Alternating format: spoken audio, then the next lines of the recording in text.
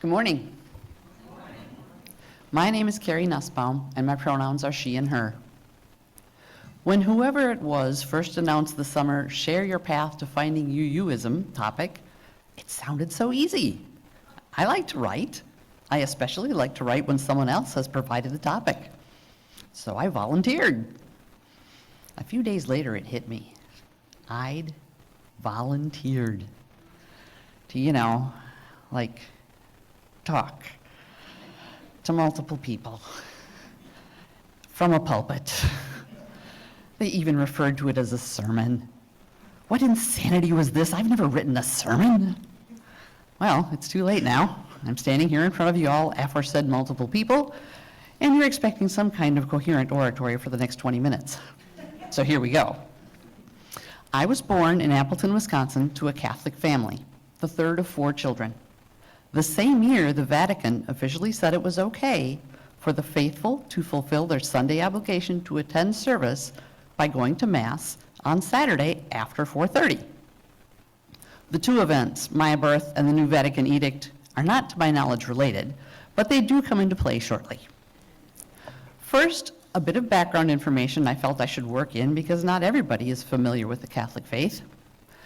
In Catholicism, there are 3 sacraments of initiation. First is baptism, then is First Communion, and then confirmation. In Catholic families, baptism usually occurs when you're an infant, as did mine, and due to this, I don't remember any of it.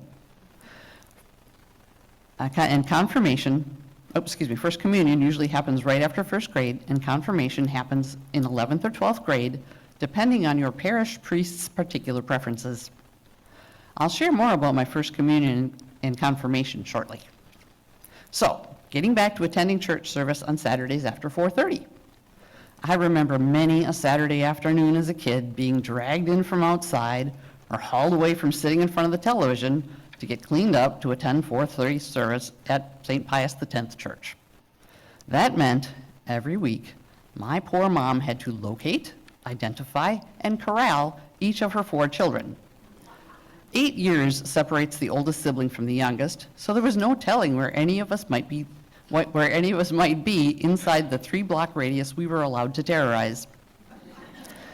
My dad is very mechanically inclined, and he sought to make his wife's life a little easier by finding a quick, effective, and only somewhat deafening, if you happen to be standing nearby, solution to this weekly corralling of the brood conundrum. He had an air compressor in the garage, and he had somehow managed to get his hands on an air horn from a decommissioned semi-cab. He put the two together and voila! 3 short blasts from that acoustic monstrosity, and everyone in that 3-block radius expelled a sigh of relief, knowing that their lives were about to get a little less chaotic because the Nussbaum kids had been called home to go to church. One small flaw with his plan. Though he'd informed us what that signal meant, get your behind back here or else, we never did ask what the or else was, because when Dad had told you what you needed to do and you didn't do it, you had trouble sitting down for a few days. Anyway, he'd neglected to tell our mom about it. She about jumped out of her skin the first time that horn blare burst forth from our garage.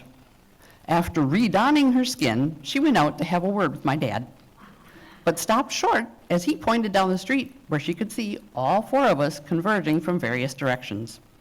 It might be a loud solution, but it was effective. Getting us all into the car to get to Mass on time was another battle. My little brother always got to sit in the front seat on my mom's lap. This was the late 60s, people. Seatbelts weren't used and baby seats didn't exist. The turf at issue during these weekly drives was the back seat. My 2 sisters and I had to sit next to each other, and no one wanted to be the one in the middle because then you have a cootie-infested sibling on each side. The horror.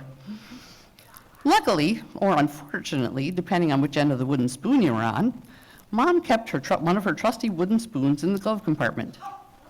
If we didn't settle down and get both car doors closed within a reasonable amount of time, as determined by her, out came the wooden spoon and it was park yourself on the bench seat in the back or of the station wagon or get smacked. A similar problem surfaced when we got to church.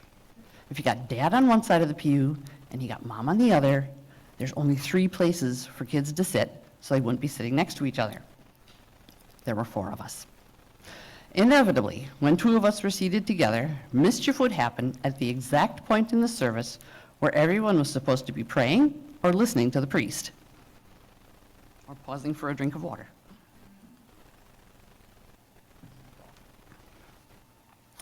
If any of you have been a kid in church service, you're sure to have experienced the strange phenomenon that happens when they're supposed to be quiet amongst the parishioners.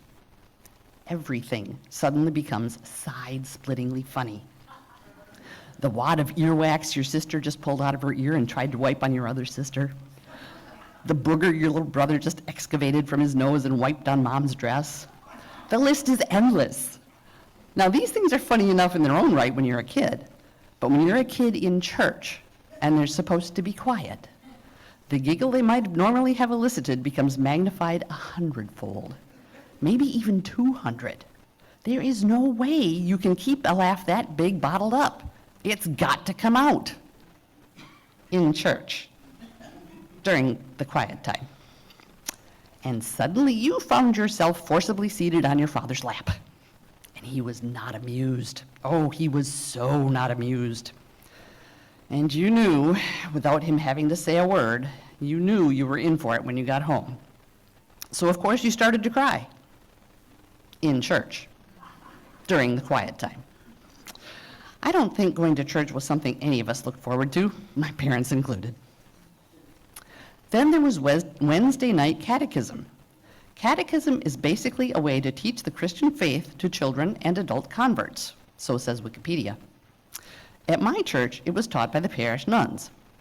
As far as I could tell, they had no sense of humor. One time, I think I was about 7, the nun from my grade had us coloring pictures for Easter. Each coloring page had Christian images depicted inside of egg shapes. My friend Lori, always a deep thinker Lori, asked Sister Thomas. It was very common for the nuns at our church to take male names. I read up on it a little bit to try to briefly explain why, but there ain't no briefly explaining anything when it comes to organized religions. Anyway, Lori asked Sister Thomas how eggs and bunnies got associated with Easter. In response, Sister Thomas sent her to sit out in the hallway until she could refrain from asking silly questions. I didn't think the question was silly at all, and I wanted to know the answer too, but I knew better than to say so. That would be seen as sassing a nun, something that was simply not done, ever, even unwittingly. Overall, I found it best to say as little as possible to the nuns. Their black and white habits with the weird headgear scared me. Anyway, the way Sister Thomas handled Lori's question didn't sit right with me. It put me on edge and made me wary of asking questions. And I always had lots of questions. At the ripe old age of 7, I began wondering about some of the other mysteries of church services and religions. For example, the collection basket. Why did we have to pay money to attend church service? Jesus didn't need the money. He was dead. Well, okay, so he was in heaven, but from what I understood, people in heaven, they didn't need money. So that couldn't be it. I knew nuns took a vow of poverty, so the money wasn't for them. Maybe it was for the poor people the priest often talked about. But during the services when he talked about the poor, there was always a second collection that happened that was specifically for them. So that couldn't be it. I decided it must be for the priest. I knew my dad got a paycheck for going to work, so I decided that must be how the priest got paid. Another mystery was the whole communion thing. The priest said he was eating the body and blood of Christ. That wasn't a very nice thing to do. I mean, the priest was committing cannibalism, and everyone was okay with this? They even participated their own selves. Talk about a mystery. When the time came for me to make my first communion, I panicked. I was so not okay with eating some guy's body parts. I didn't care if he was the Messiah. This mystery had to be explained or I was not going to participate. My mom got the job of untangling this in terms I could understand. Dad didn't go anywhere near potentially blasphemous topics. I don't remember what she said, but I did make my first communion, so she must have come up with something that pacified me. Then there was the time the priest came to visit us in religion class.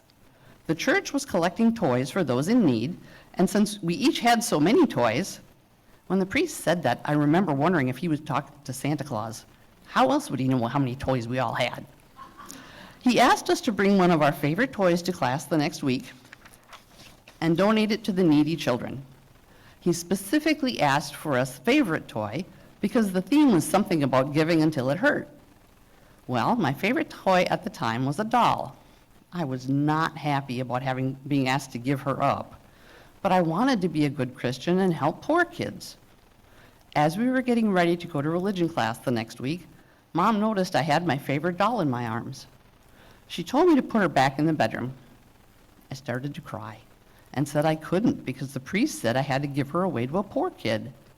She said she didn't care what that priest said. I was not to be giving away my favorite doll. I was to put my doll away, and if I had to bring something to donate, to bring a puzzle or some such, and if the priest had a problem with that, she'd take care of it. I was stunned. My mother could overrule a priest. This was awesome. I didn't have to give away my doll, and I still got good Christian brownie points. Booyah. Rocketing ahead a few years, we come to my senior year of high school. Time for my confirmation. The intervening years were not pretty. I won't regale you with all the details, but I came into my late teen years lonely, depressed, and seriously considering taking a one-way exit out of this world. Two very significant events happened that year. First, a friend of mine took that one-way exit I just mentioned. When I heard, I felt like I'd been hit by a freight train. It happened on a Friday evening, and by Monday, word had gotten around the school. Deanne and I had first period literature class together. I'd sat behind her. In class that Monday, the girl who sat across from Deanne turned to me and said, "I can't place Deanne. What did she even look like?" I couldn't answer her. Deanne's death hurt deeply. The questions were agonizing. Why hadn't I seen she was so sad? Why hadn't I ever called her just to talk? Was there something I could have done to prevent this? Knowing the pain I felt in the aftermath of her suicide, I vowed that I would not wreak this havoc on those around me. After Deanne's death, the depression I'd been living with for years dragged me even deeper. This left me in a terrible place. I could barely function due to the depression, but I couldn't put an end to my pain the way Deanne had ended hers. Conveniently enough, along comes the second significant event of my senior year.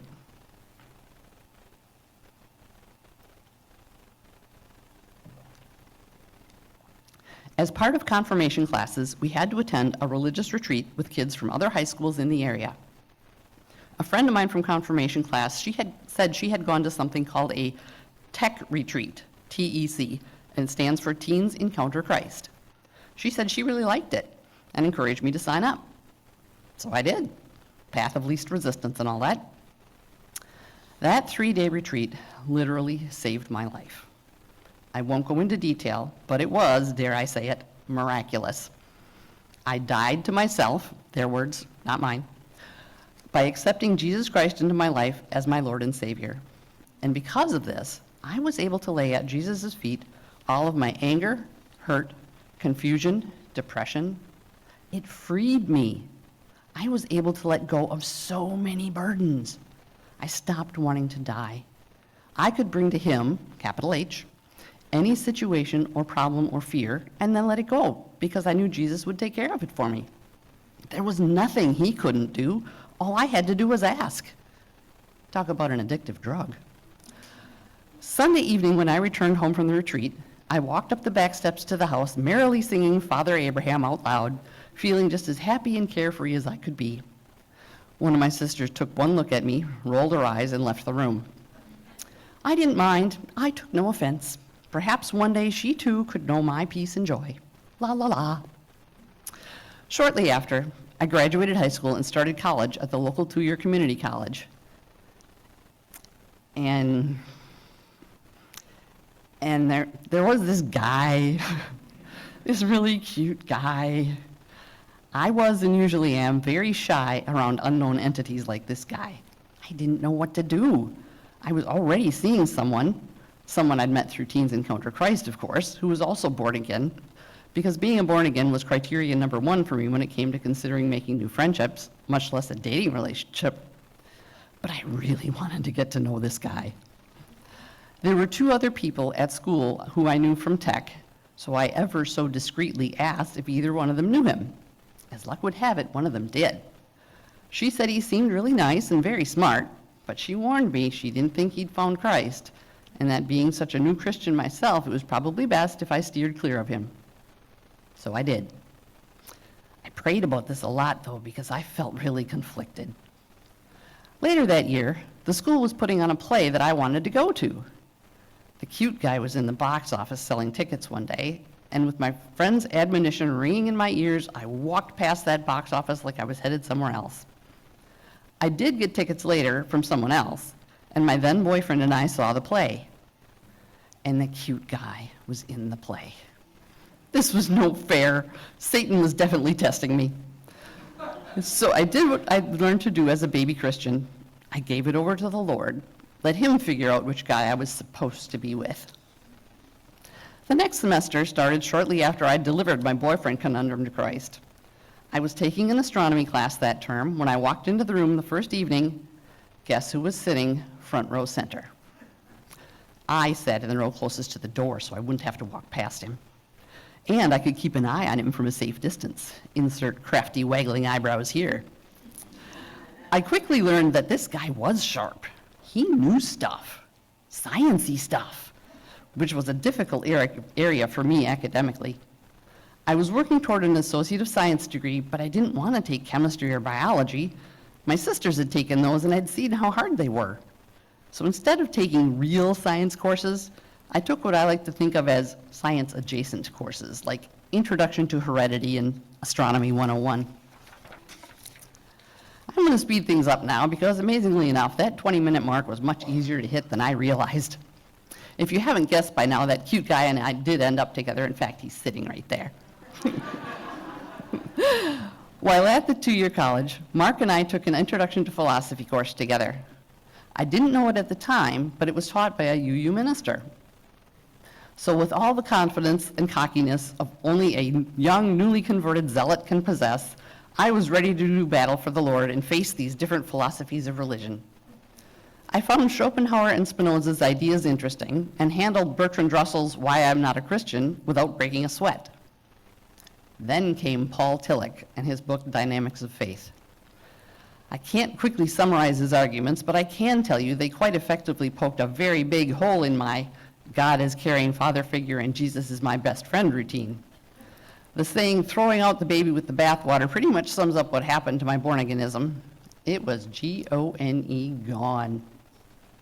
Skipping ahead again, Mark finally asked me to marry him. For the record, I asked him first. But he said since I didn't have a ring, it didn't count. When I said, fine, let's go get a ring, he said he was busy. But who could marry us? I'd left Catholicism and born-aganism far behind, and he'd been disenchanted with Catholicism since I think it was middle school. I wasn't comfortable with doing the justice of the peace thing, so what to do? Then we remembered the UU minister from the 2-year college. We were living pretty far from our hometown then, so we looked up the UU churches in the phone book. For those of you who have no idea what a phone book is, Google it. We found one in the town we lived in, and of all the cool things, it was designed by Frank Lloyd Wright. So we started to attend services there.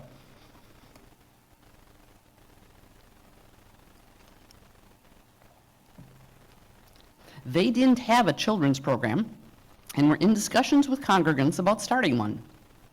One of the people there said something that has stuck with me to this day. If we don't give our children something to hold on to, kids like the one he'd been would fill that void. He explained how, at the age of 5, he decided to emulate his heroes, who happened to be televangelists. He went around his neighborhood thumping his Bible and preaching hellfire and brimstone to all the kids. He said, if we didn't want our kids to be taken in by the likes of him, we needed to educate them about UUism. That made good sense to me. Skipping ahead again, Mark and I moved to Oregon in February of 1992. There's a story behind that move, but I'm pushed for time. Shortly after arriving, we went church shopping. We tried First Church and Wolf, but we really liked the people at UUCCWC. Pat and Dwayne Hall welcomed us warmly, as did Catherine and Alan Warrior and many others. I apologize if you were among them and I haven't mentioned you by name. At the time, UUCCWCers were meeting in the gymnasium of Lad Acres Elementary School, and the minister was Lucy Hitchcock. That was quite a while ago. Our daughter, Kesa, arrived in 1998, and our son, Max, appeared in 2003. Mark began helping out in RE classes somewhere in there. Sandy Carner was running the RE show back then. And after finishing my master's degree, I did too. Finally, in late 2010, Mark and I became members at UUCCWC. It only took us 13 years. I think we're here to stay. Thank you all so much for your time and attention.